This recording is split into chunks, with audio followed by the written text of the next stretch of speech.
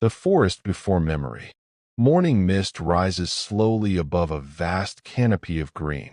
Not the thin green of scattered trees, but a deep, breathing forest. Layer upon layer of life. Before maps, before borders, before the name Benin ever reached foreign tongues, there was Igodomigodo. The land that would one day be called Edo State was once a vast tropical rainforest, humid, fertile, red with iron-rich earth. The soil stained the feet of those who walked it. Rivers threaded quietly through the landscape. The Ikpoba, the Ovia, smaller tributaries feeding larger currents that eventually met the Niger. Birds broke the silence at dawn. Drums answered at dusk. The forest was not empty. It was not primitive. It was not waiting to be discovered. It was organized. Civilization does not begin when someone writes about it. It begins when people assign meaning to space, when they decide who leads, when they define what is sacred. Long before European ink touched parchment, people here had already formed structures of authority, belief, and continuity. The question, then, is not when civilization arrived. The question is, who were the people before the Obas dynasty? Oral tradition speaks first of the Ogiso, the sky kings. Ogiso, literally, Ogiso, king from the sky. The title suggests not just authority, but divine sanction. These were rulers believed to be chosen, elevated, cosmically aligned. The Ogiso dynasty is remembered as ruling roughly between the 9th and 12th centuries, approximately 900 to 1100 AD, though oral chronology bends differently than written time. What matters is not the exact year. What matters is that by the early 2nd millennium, this forest was governed by centralized leadership. There was a capital. There were courtyards. There were rituals binding ruler and ruled. The Ogiso did not govern alone. Around him stood councils of elders, men who represented lineages, guilds, spiritual authorities. Leadership was not chaos. It was layered. Sacred and political power were inseparable. To rule was to mediate between earth and sky. To judge was to preserve cosmic balance. Oral historians, the keepers of memory, became the archives of the kingdom. Stories were not entertainment. They were governance. They were law. They were continuity. The forest remembers in stories. And beneath the red earth of Igodomigodo, something ancient still stirs. The light shifts. Bronze warmth touches reconstructed courtyards. Mud walls, polished smooth. Open-air compounds arranged with intention. Central spaces for gathering. Spaces for ritual.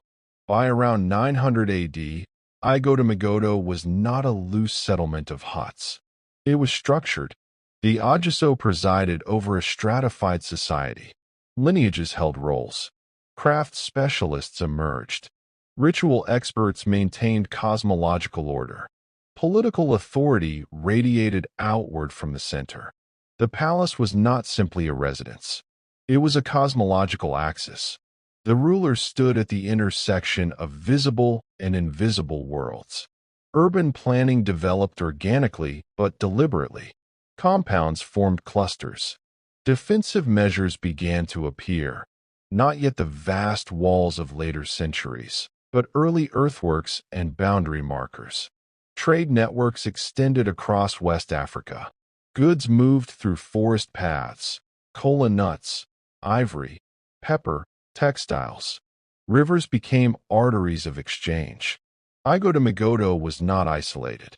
It was connected to Yoruba territories to the west, to Igbo lands to the east, to wider forest economies. The Ogiso dynasty maintained legitimacy through ritual performance. Festivals reaffirmed authority. Ancestral veneration anchored identity. But power is fragile when trust erodes. Over time, oral traditions speak of instability. Certain Ogiso rulers are remembered as just. Others are remembered differently.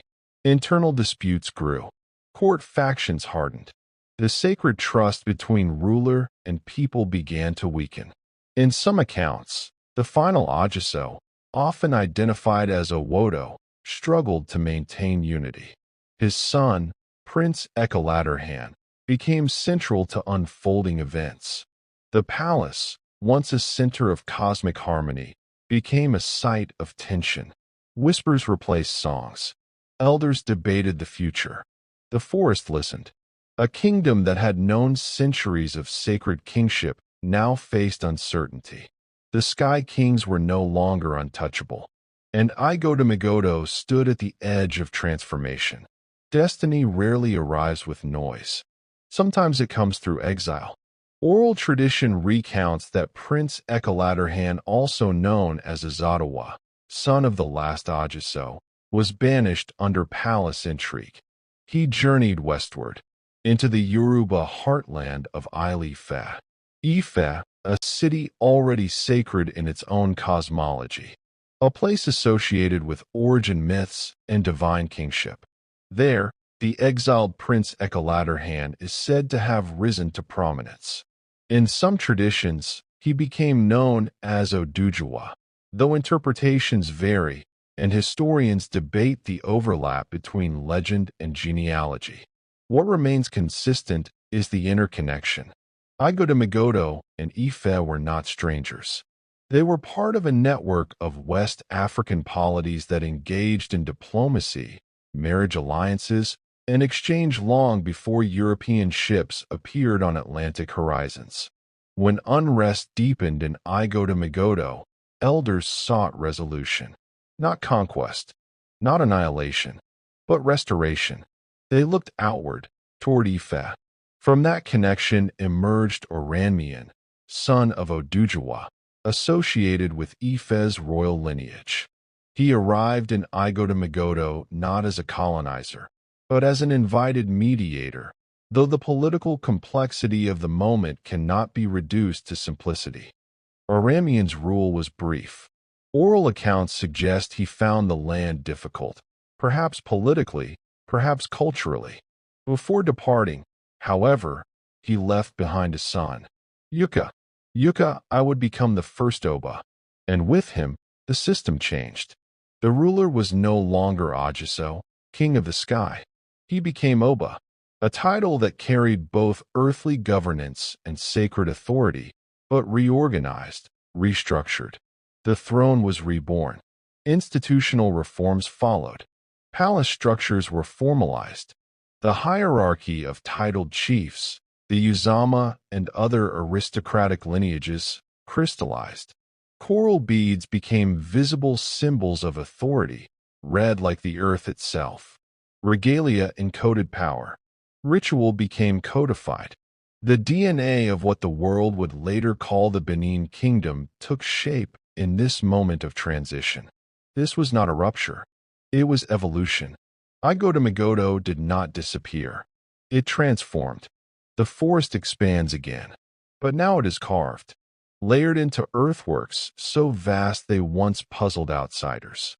Over centuries, not in a single generation, the people of this kingdom constructed an immense system of moats and walls.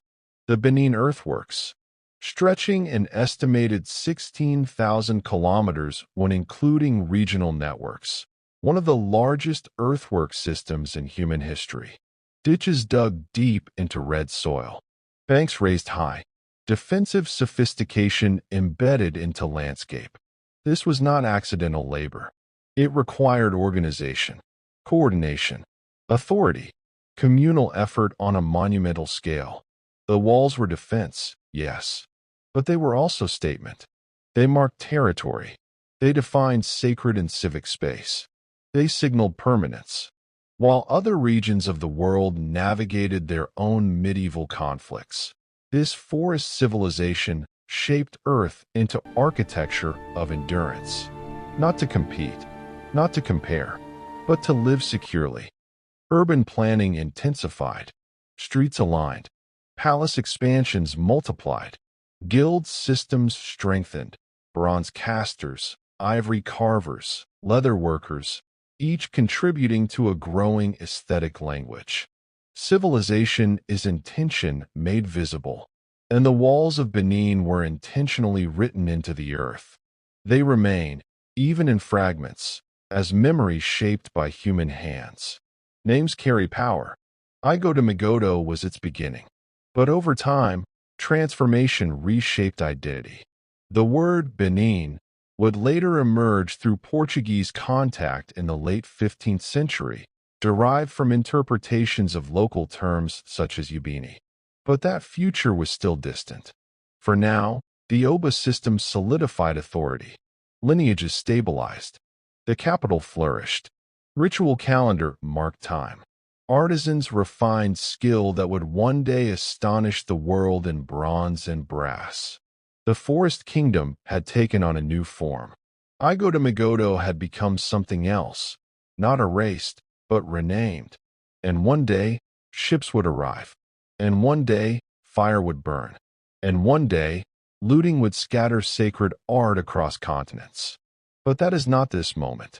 Before bronze plaques carried royal faces across oceans.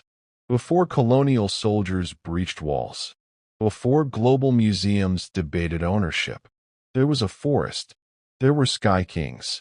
There was exile and return. There were walls raised from red earth. There was Igodomigodo. Empires do not rise from emptiness. They rise from memory. Kindly like, subscribe, and turn on notifications to this YouTube channel.